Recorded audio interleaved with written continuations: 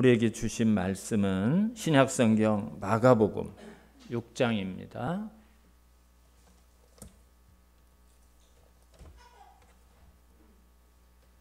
끄세요. 마가복음 6장 1절에서 6절까지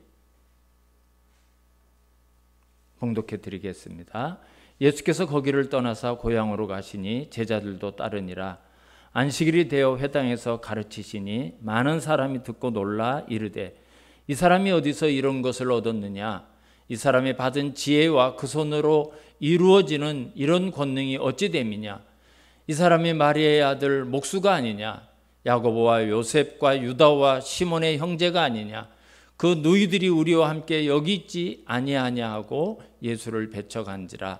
예수께서 그들에게 이르시되 선지자가 자기 고향과 자기 친척과 자기 집 외에서는 존경을 받지 못함이 없느니라 하시며 거기서는 아무 권능도 행하실 수 없어 다만 소수의 병자에게 안수하여 고치실 뿐이었고 그들이 믿지 않음을 이상히 여기셨더라. 이에 모든 촌에 두루 다니시며 가르치시더라.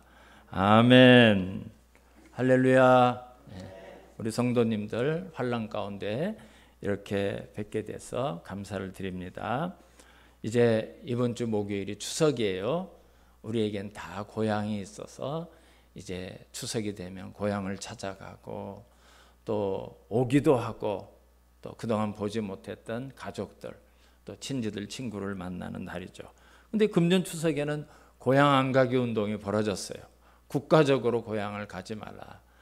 인사도 화상으로 영상을 통해서 인사하라. 이상한 추석을 우리가 보내고 있습니다. 그러나 어떡하겠습니까? 코로나 확산을 위해서 우리가 함께 동참을 해야 됩니다. 작년에 제가 이렇게 통계를 보니까 추석을 전후해서 이동한 우리나라의 인구가 2,700만 명쯤 된다고 그래요. 그러니까 우리 인구의 절반 이상이 그렇게 이동을 한 거예요. 우리의 명절은 또 우리의 고향은 대단한 힘을 가지고 있습니다. 그래서 동서고금을 막론하고 이 고향을 노래하는 노래들, 시들, 작품들이 참 많이 있어요. 어떤 사람은 고향에 관한 것만 계속해서 쓰시는 그런 부분도 있습니다. 정재홍이라는 시인이 쓴 향수라는 그런 시가 있어요.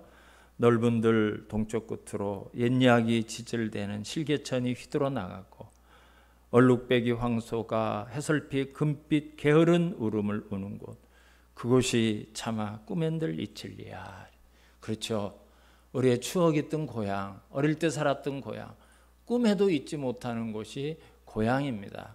그래서 김소월이 쓴 고향이라는 시를 보면 짐승은 모를지라도 사람은 못 잊는 것이 고향입니다.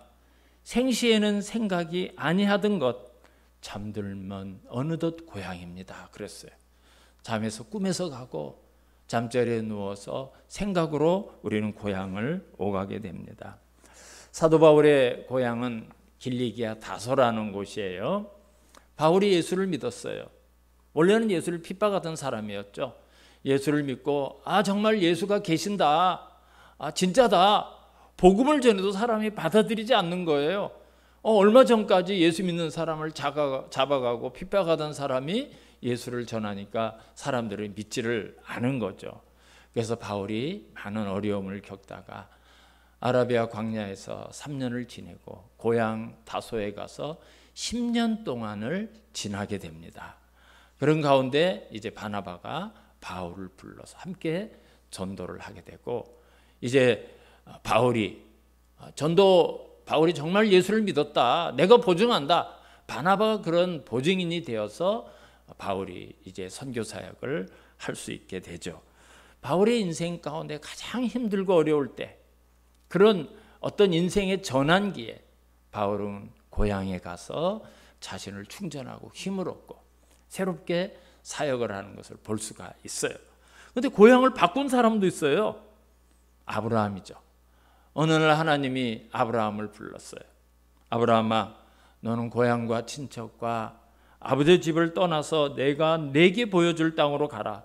내가 너를 큰 민족을 이루고 내게 복을 주고 내 이름을 창대하고 너는 복이 될지라. 너는 복이 될지라. 땅의 모든 민족이 너로 말미암아 복을 얻을 것이라. 하나님이 그런 약속을 하셨어요.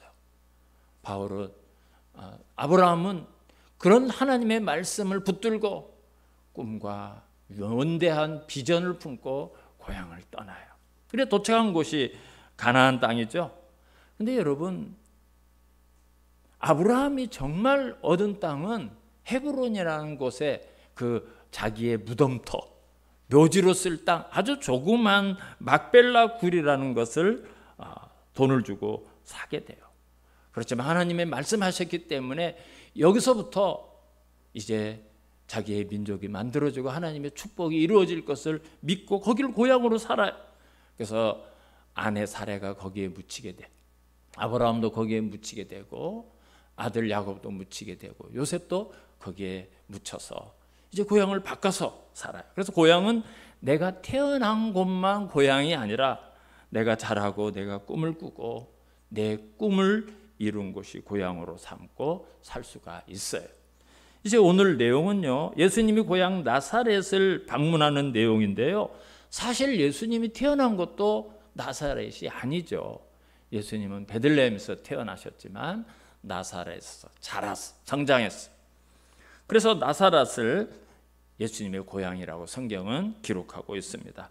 오늘 말씀은 예수님께서 고향을 방문하시면서 겪게 되는 일을 통해서 오늘 우리에게 주신 은혜를 나누고자 합니다. 오늘 6장 1절을 보면 예수께서 거기를 떠나사 고향으로 가시니 그렇게 시작을 해요. 예수님이 거기를 떠났대요. 거기가 어딘지 모르지만 거기를 떠나서 고향으로 가셨다 그랬어요. 그러니까 이 마가복음을 쓴 마가는 거기와 예수님의 고향을 대비하는 거예요. 거기에서는 어떠했고 예수님의 고향에서는 어떠했는가, 이거를 강조하고 싶어서 예수님이 거기를 떠나서 고향으로 가셨다라고 기록하는 거예요. 그래서 우리가 이제 예수님이 떠난 거기가 어디며 거기서는 무슨 일이 있었고 그리고 고향에서는 어떤 일이 있었는가를 우리가 좀 살펴봐야 오늘 본문을 정확하게 우리가 이해를 할 수가 있어요. 그래서 이제 앞장에는 마가복음 5장을 보면 예수님이 거라사 지방을 가시게 되죠. 근데 거기서 귀신 들린 사람을 만나요. 이 사람은 군대 귀신이라는 아주 강력한 귀신이 들려서 온 동네가 다 달라붙고 그 사람을 쇠사슬로 묶고 그냥 모든 동네가 그 한 사람을 감당하지 못하는 그런 귀신이 들렸던 사람이에요. 근데 이 귀신 들린 사람이 예수님을 만나자보자 예수님을 보고 절하면서 큰 소리로 부르짖기를 지극히 높으신 하나님의 아들 예수여, 그렇게 불러요. 여러분, 이 귀신 들린 사람이, 이 귀신이 대번에 예수님이 하나님의 아들 예수라는 것을 알아봐요. 통성명도 하지 않았는데. 그리고 그 귀신이 이제 예수님께서 자기를 쫓아낼 것도 알아요. 그래서 자기를 돼지떼에 들어가게 해달라고 예수님께 간청을 하죠. 결국 이 귀신이 돼지떼에 들어가서 2,000마리가 되는 돼지떼가 바다로 그냥 내려 달려서 몰살을 하게 돼요. 근데 문제는 동네 사람들이 그런 예수님을 당신 나가시오, 우리 동네에서 떠나주십시오, 예수님에게 가라고 이야기를 해요. 그들이 구원을 받는다거나 이렇게 귀신 들려서 온 동네가 감당하지 못했던 사람이 고쳐지고 온전해지고 거기는 관심이 없었어요. 우리도 손해보면 어떡하지? 나도 돼지가 죽으면 어쩌지? 이런 물질적인 가치관 때문에 예수님을 나가기를 부탁을 해요. 그래서 예수님이 다시 가버나움으로 왔더니 그곳에는 많은 사람들이 예수님을 기다리고 몰려들었는데 야이로라고 하는 회당장이라는 사람이 예수님 앞에 엎드려서 간청을 하는 겁니다. 선생님, 내 딸이 지금 죽어갑니다. 내 딸을 좀 살려주십시오. 자기 딸이 죽게 되었다고 회당장이라는 그 지위와 명예와 그 시대에 자기의 어떤 그런 권위를 다 내려놓고 예수님 앞에 엎드려서 간청을 하게 됩니다. 그래서 예수님이 야이로의 딸을 고쳐주러 가는 도중에 어떤 한 여인이 12년 동안을 몸에서 계속 하혈을 하는 혈류증을 앓고 있던 여인이 있었는데, 내가 이 병을 고치기 위해서 많은 의원을 찾아다녔고 가지고 있는 돈도 다 탕진했지만 고치지 못했는데, 내가 예수님, 이분 정말 능력이 많으신 많은 소문대로 내가 그분의 옷자락이라도 만지면 고침을 받을 수 있겠다, 이런 믿음을 가지고 예수님 뒤에 다가와서 옷자락을 만졌는데, 성경을 보면 혈루 근원이 말랐다. 그냥 순간적으로 치료된 게 아니라 그 근원이 나아지는 것을 느낀 거죠. 그런 이런 기적이 일어나는 그 상황에 어떤 사람이 막 야이로의 집에서 달려와서 당신 딸이 지금 죽었습니다. 예수님을 귀찮게 하지 마시오. 예수님 모시고 올 필요 없습니다. 죽었습니다. 끝났습니다. 여러분, 야이로가 얼마나 낙심했겠습니까? 하늘이 무너지는 것을 경험했을 거예요. 이제 내 딸을 살릴 수 있는 방법은 이 예수님 이분밖에 없다. 이분이 아니면 살릴 수 없다. 그 소망을 가지고 자기의 체면과 모든 명예를 다 버리고 거기에 엎드려서 그 젊은 청년 예수님에게 자기 딸을 살려달라고 간청을 했는데 죽었대요. 낙심하고 좌절한 야이로에게 예수님께서 말씀하시기를 두려워하지 말고 믿기만 해라. 두려워하지 말고 믿기만 하라. 이 말씀을 하셔요. 여러분, 야이로는 이런 예수님의 말씀을 믿습니다. 그런데 정말 예수님의 말씀대로 예수님은 야이로의 딸에게 가서 달리다굼, 소녀야 일어나라, 이 명령을 할 때 그 죽었던 소녀가 살아났어요. 12살 되었던 야이로의 외동딸이 살아났어요. 바로 가버나움에서 이런 일이 있었어요. 예수님이 거기를 떠나서 고향으로 가셨다는데 거기는 이런 일이 있었던 거예요. 가버나움, 이런 기적, 그곳을 떠나서 이제 고향으로 갔어요. 오늘 본문을 보니까 예수님이 가는 길에 제자들도 따라가요. 여러분, 제자들이 얼마나 신이 났겠어요. 방금까지도 죽은 사람을 살렸어요, 예수님이. 아니, 그런 불치병도 고쳤어요. 막 수많은 기적을 예수님이 하는 것을 보고 나서 이제 고향에 가면 박수받고 환호받고 많은 사람들이 오늘날 같으면 현수막이라도 걸려 있겠죠. 그거를 기대하고 아마 갔을 겁니다. 그래서 오늘 2절을 한번 우리 보시면, 그날이 어떤 날인가? 2절, 안식일이 되어 회당에서 가르치시니 많은 사람이 듣고 놀라 이르되 이 사람이 어디서 이런 것을 얻었느냐? 이 사람이 받은 지혜와 그 손으로 이루어지는 이런 권능이 어찌 됨이냐? 그날이 또 안식일이었는데요. 회당장이 예수님에 대한 소문을 들었어요. 하나님의 말씀을, 하늘나라의 말씀을, 예언된 말씀을 정말 잘 가르친다, 기적을 행한다. 오늘 설교를 좀 해주십시오. 부탁을 해서 강단에 서서 예수님이 설교를 하게 되었어요. 여러분, 오늘 본문이 마태복음도 있고 누가복음도 있는데요. 누가복음을 보게 되면 이제 예수님께서 설교하신 내용이 이사야서예요. 이사야서 61장 1절과 2절의 내용을 가지고 예수님이 설교를 하셨어요. 제가 읽어드릴게요. 주 여호와의 영이 내게 내리셨으니 이는 여호와께서 내게 기름을 부으사 가난한 자에게 아름다운 소식을 전하게 하려 하심이라. 나를 보내사 마음이 상한 자를 고치며 포로된 자에게 자유를, 갇힌 자에게 노임을 선포하며 여호와의 은혜의 해와 우리 하나님의 보복의 날을 선포하며 모든 슬픈 자를 위로하되. 이 이사야의 예언은요, 그리스도가 오셔서 그리스도께서 어떤 일을 하신 일일까? 그리스도가 오셔서 일어난 일들의 예언이에요. 예수님께서 여기에 대한 말씀을 하시면서 누가복음 4장 21절을 보면 이 글이, 이사야의 이 예언이, 이 글이 오늘 너희 귀에 응하였느니라, 이렇게 말씀을 하셔요. 그러니까 이사야가 예언했던 이 그리스도 메시아에 대한 예언이 오늘 여기 땅에서, 이곳에서, 이 나사렛, 이 회당 안에서 이제 이루어졌다. 내가 바로 그 그리스도다. 이거에 대한 말씀을 하신 거예요. 여러분, 여기 예수님은 아주 중요한 말씀을 하신 거예요. 이 글이 오늘 너희 귀에 응하였느니라 이렇게 말씀하셨어요. 여러분이 오늘이라는 이 예수님의 말씀은 첫째로 그날 예수님의 말씀을 듣는 회중아들, 그 나사렛의 회당 안에 모여있는 나사렛 사람들이 오늘 그 말씀을 믿고 그 말씀을 받아들여야 된다는 거예요. 그게 오늘 바로 그것이 이루어져야 된다는 말씀이에요. 그리고 두 번째 의미는 오늘 이 말씀이 오고 오는 세대의 모든 성도들, 예수 그리스도의 복음을 듣는 모든 사람들에게 선언하시는 말씀입니다. 여러분, 하나님의 말씀은 선포되는 그날 그 순간 영접하고 아멘으로 받아들이고 믿어야만이 되는 거예요. 오늘 그 말씀을 내가 믿어야 구원을 받고 하나님의 은혜를 얻을 수가 있는 거예요. 그런데 오늘날 우리가 복음을 전하면 오늘이 아니라 천천히, 내가 나중에, 내가 요즘 얼마나 바쁜지 몰라요, 나중에 예수 믿을게요, 내가 지금 하고 있는 이 일들이 정말 복잡하고 힘든 이거 다 해결해 놓고 내가 좀 나이가 많아서 이제 좀 내가 삶을 좀 산 다음에 예수를 믿겠습니다. 여러분, 그렇게 하는 사람들이 많이 있어요. 근데 여러분, 시간이 나를 기다리든가요? 세월이 나를 기다리든가요? 기회가 거기에 딱 멈춰서 내가 그 일을 할 때까지 그 기회가 나를 기다리고 있지, 그런 기회가 있습니까? 없죠.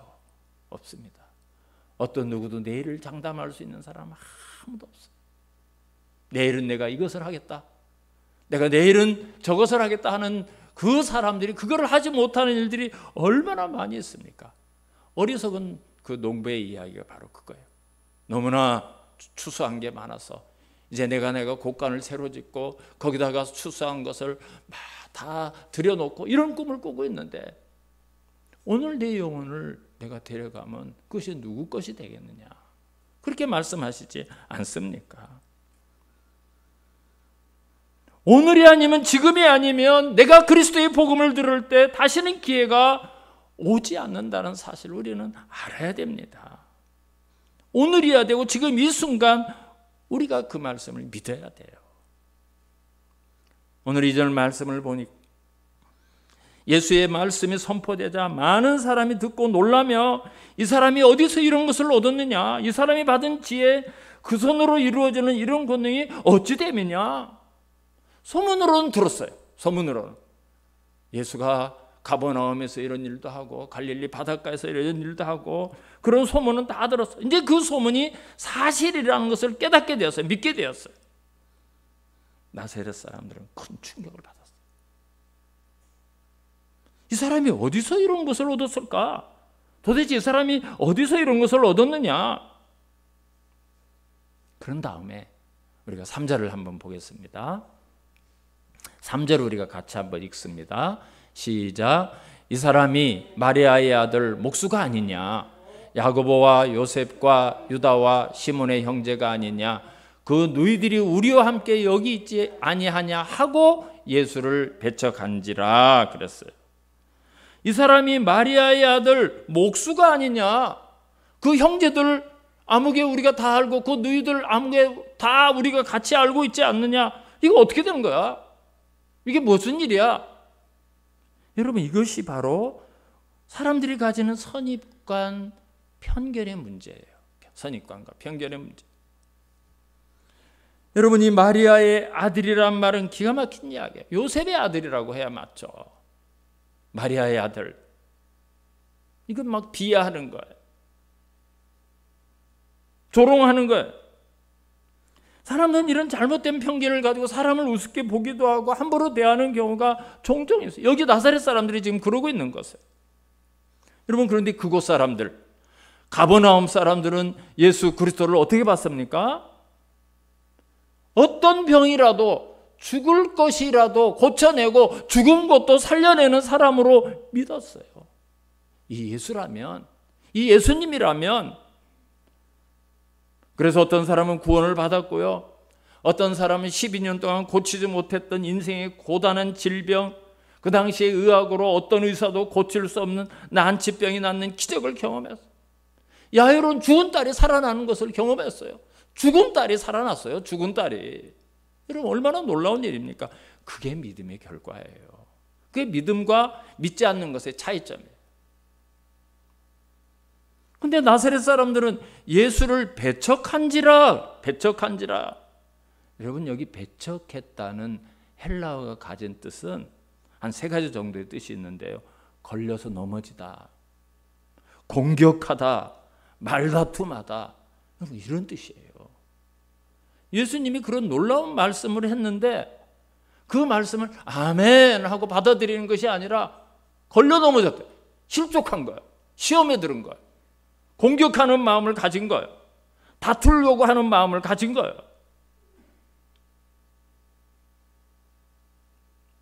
나사렛 사람들은 예수님을 육신적이고 눈에 보이는 현상만 보고, 그래서 편견의 눈으로 봤기 때문에 예수 그리스도를 통해서 구원을 얻지 못하고 실족하고 말았습니다.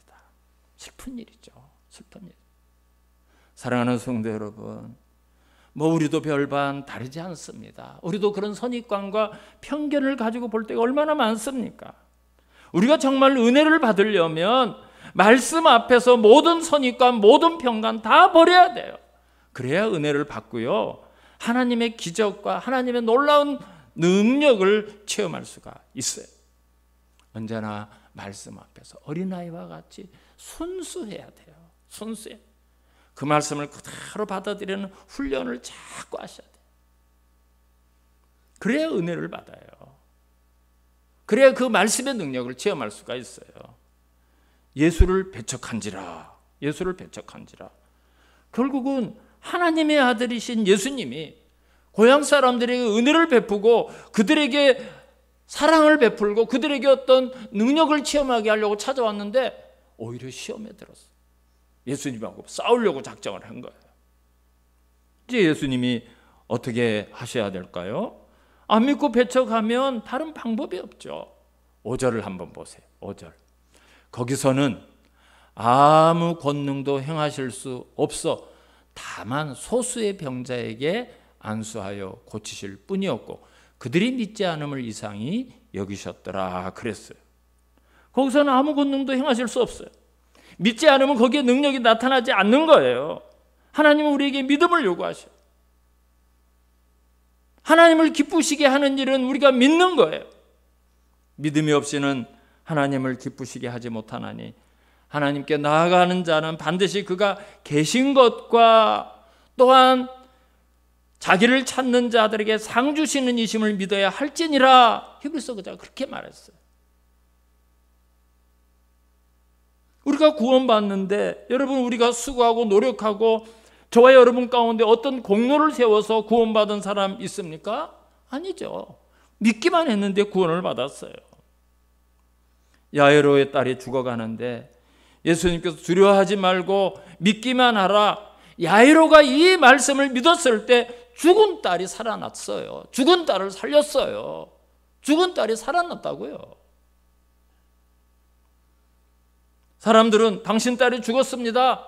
괜히 그 예수 선생님을 귀찮게 하지 마십시오. 괴롭게 하지 마십시오. 끝났습니다. 그게 보통 사람들이 가지는 사고방식이고 삶의 모습이고 우리들의 생각이에요. 그러나 야이로는 죽었다는 말을 들었음에도 불구하고 예수님이 두려워하지 말고 믿기만 하라는 말씀을 믿었습니다. 그것이 믿음의 결과예요. 12년 동안 혈류병을 앓았던 이 불행한 여인, 예수님의 옷자락을 만지기만 해도 내 병이 나을 것이라고 믿었는데 만졌더니 혈류병의 근원이 말랐어요. 병의 근원이 사라지는 역사를 경험한 거예요. 여러분, 믿음이라는 것은 굉장히 어렵고 힘들고 복잡한 게 아니에요. 매우 단순해요. 아주 단순한 게 믿음이에요. 왜 힘든지를 압니까? 순수하지 못하고 계산하고 이리저리 저울질하고 내 생각으로 짬뽕을 시키니까 어렵고 신앙생활이 힘든 거예요. 우리가 구원받은 것은 예수 그리스도가 날 위해서 십자가에서 모든 죄를 대속했고 이제 내가 그 십자가의 공로로 내 죄의 문제가 해결되었다는 사실을 믿고 그분을 내 주님으로 받아들였기 때문에 우리가 구원받은 거지, 우리가 막 애쓰고 힘쓰고 돈을 들이고 어떤 노력에서 구원받은 게 아니지 않습니까? 이렇게 믿음은 단순하고 쉬운 거예요. 요즘은 시대가 너무 복잡하고 험하니까요. 우리 목사님은 고향이 어디기 때문에 요새 이런 생각을 가지고 있을 거야. 이쪽을 지지할 거야. 아니야, 목사님 이쪽을 지지해. 여러분, 그런 선입관을 가지고 예배 자리로 나와요. 그런 선입관을 가지고 하나님의 말씀을 들어요. 그럼 은혜 못 받습니다. 그럼 은혜 못 받는 거예요. 사탄이 우리에게 그런 생각을 넣고 말씀 듣는 것을 방해하고 은혜 받는 길을 차단하고, 여러분, 그리스도인은 이 세상을 본받으면 안 돼요. 사도 바울이 로마서 12장 2절에서 너희는 이 세대를 본받지 말고 그랬어요. 모든 사람들이 좌로 우로 나누어지고 모든 사람이 이쪽 저쪽 편으로 다 나누어질지라도 우리는 거기 따라다니는 게 아니에요. 하나님의 선하시고 기뻐하시고 온전한 뜻이 무엇인지 분별하도록 하라. 사람들의 뜻이 아니라 하나님께서 원하시는 것이 지금 상황에서 뭔가, 그걸 생각하고 분별하고 하나님의 뜻을 따라가야 돼요. 우리가 그런 편견과 선입관을 가지고 예배 자리로 나오고 말씀을 듣게 되면 절대 은혜를 못 받아요. 절대. 주 예수를 믿으라 그리하면 너와 내 집이 구원을 얻으리라. 얼마나 평범해요. 얼마나 단순해요. 그래서 5절 말씀을 보니까 다만 소수의 병자에게 안수하여 고칠 뿐이었다 그랬어요. 예수님의 말씀을 듣고 나사렛 사람들이 다 놀랐어요. 야, 어디서 이런 지혜가, 어디서 이런 능력이, 어디서 이런 걸 얻었을까? 충격을 받았어요. 그러나 대부분 사람들이 가진 편견이, 대부분의 사람들이 가지고 있는 선입관이 은혜 받을 길을 다 차단했어요. 다 차단했어요. 에이, 그래봤자 마리아의 아들 목수지, 지가 뭐, 이게 다 차단해버린 거예요. 선입관이 다 차단한 거예요. 결국 믿음을 가진 소수의 사람들만이, 그럼에도 불구하고 믿는 소수의 사람들만이 예수님의 은혜를 입고 그들의 믿음대로 고침을 받았습니다. 사랑하는 성도 여러분, 그것은 우리에게도 마찬가지입니다. 오늘날에도 예수 그리스도의 권세와 능력과 그분의 은혜는 우리를 죽음 가운데도 얼마든지 일으키시는 분이시며 무에서도 유를 창조하시는 분이심을 확실하게 믿으시기 바랍니다. 할 수 있거든이 무슨 말이냐. 능력 주시는 자 안에서 능치 못함이 없느니라. 여러분, 이런 믿음을 확실하게 가질 수 있어야 하나님의 놀라운 능력을 체험할 수가 있는 겁니다. 언제나 하나님의 말씀을 대할 때 살아있는 말씀으로 믿으시고 이 말씀이 내 인생의 길이 되고 빛이 되고 생명이 되라는 그런 말씀으로 믿으시기를 축원합니다. 그럼 마지막으로 우리 예수님은 이렇게 배쳐가는 나사렛, 그 갈릴리에서 어떻게 하셨는가, 우리 6절 말씀을 같이 한번 읽도록 하겠습니다. 6절 말씀입니다. 그들이 믿지 않음을 이상히 여기셨더라. 이에 모든 촌에 두루 다니시며 가르치시더라. 아멘. 왜 믿지 않을까? 예수님조차 이상하게 여겼어요. 왜 그럴까? 왜 그럴까? 그래서 예수님이 포기하고 보따리 싸고 우리 다른 데로 가자 그러셨나요? 그러지 않았어요. 그럼에도 불구하고 예수님은 자신이 이 땅에 오신 사명, 영혼을 구원하는 그 갈릴리의 불쌍한 영혼들에게 복음을 전하는 사역을 포기하지 않으셨어요. 고향 땅을 다니시면서 하나님의 말씀을 증거했습니다. 이것이 사명을 받은 그리스도인의 자세여야 됩니다. 그리스도인의 자세여야 돼요. 우리가 고향에 가서 예수 그리스도의 복음을 전한다면 많은 사람들이 우리의 옛모습을 보고 우리의 어릴 적 모습만 보고 내가 살았던 이전의 삶만 보고 복음을 거절할 수 있어요. 야, 네가 언제부터 예수 믿는다고? 너 옛날에 술 먹고 뭐 옛날에 뭐 하고 그러지 않았어? 그럴 수 있어요. 그런 선입견과 그런 편견 때문에 우리의 복음이 막힐 수 있어요. 우리의 부모님들이 그럴 수 있어요. 야, 내가 너를 낳고 내가 너를 아는데. 우리의 형제들이 그럴 수 있어요. 우리의 자녀들도 그럴 수 있어요. 우리의 친척들이, 우리의 친구들이 그런 반응을 얼마든지 보입니다. 예수님도 그러셨어요. 예수님도. 그들이 놀랐어요. 아니, 이런 지혜, 이런 능력, 이런 말씀, 이게 어디서 온 거야? 놀랐어요. 그럼에도 불구하고 안 받아들였어요. 그러나 예수님은 배척하든지 말든지 많은 사람이 받아들이지 않을지라도 그 한 영혼을 사랑하시고 그 한 영혼을 위해서 묵묵히 두루다니면서 복음을 전하셨습니다. 우리 그리스도인은 주님의 지상명령을 받은 사람이에요.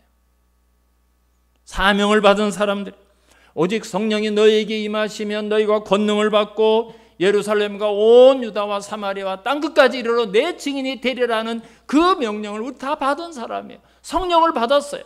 권능을 받았어요. 이 사명을 어디서나 언제서나 어떤 상황에서나 전해야 될 사명이 저 여러분에게 있습니다. 이제 명절을 맞이해서 고향을 가시든지 또는 집에서 손님을 맞이하시든지 어디를 가시든지 누구를 만나든지 이 생명의 복음, 이 구원의 복음을 전하면서 그리스도의 직분을 감당하시는 우리 사랑하는 성도님들과 추석 명절이 되시기를 주님의 이름으로 축원합니다. 기도하겠습니다. 하나님 아버지 감사합니다.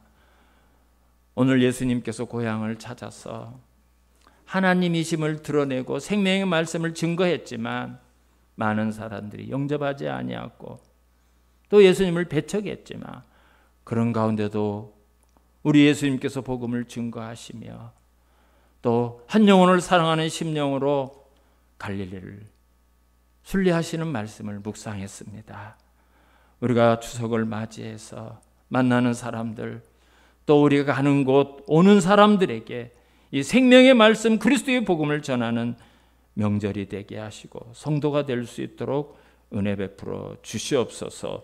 예수님의 이름으로 기도하옵나이다. 아멘. 우리 다 일어나셔서 391자 찬송하시겠습니다.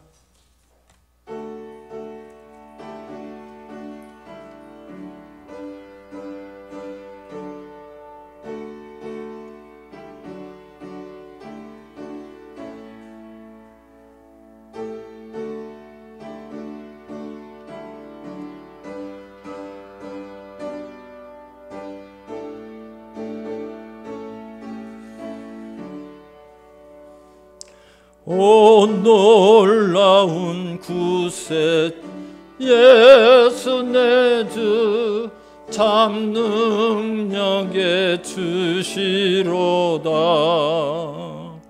큰 바위 밑 안전 그곳으로 내 영혼을 숨기시되 메마른 땅을 종일 걸어가도 나 피곤치 아니하며 저 위험한 곳 내가 이를 때면 큰 바위에 숨기시고 주 손으로 덮으시되 오 놀라운 구세주 예수 내 주 모든 짐 벗기시되 죄악에서 날 끌어 올리시며 또 나에게 힘 주시되 메마른 땅을 종일 걸어가도 나 피곤치 아니하며 저 위험한 곳 내가 이를 때면 큰 바위에 숨기시고 주 손으로 덮으시되 증량 못할 은혜 채우시며 늘 성령에 감아주사 큰 기쁨 중 주님 찬양토록 믿음 도우시되 메마른 땅을 종일 걸어가도 나 피곤치 아니하며 저 위험한 곳 내가 이를 때면 큰 바위에 숨기시고 주 손으로 덮으시네 주 예수님 공중 임하실 때 나 일어나 맞이하리 그 구원의 은총을 노래하리 저 천군과 천사 함께 메마른 땅을 종일 걸어가도 나 피곤치 아니하며 저 위험한 곳 내가 이를 때면 큰 바위에 숨기시고 주 손으로 덮으시네. 아멘. 축도한 다음에 생일 축하가 있겠습니다. 이제는 우리 주 예수 그리스도의 은혜와 하나님 아버지의 극진하신 사랑과 성령님의 교통 감화 위로 인도하심이 이 험한 세상에서 흔들리지 않는 믿음을 가지고 살기를 소원하는 사랑하는 성도들 머리 위에 가정과 직장과 모든 삶의 터전 위에 이제로부터 영원토록 함께 있을지어다. 아멘. 주님 감사합니다.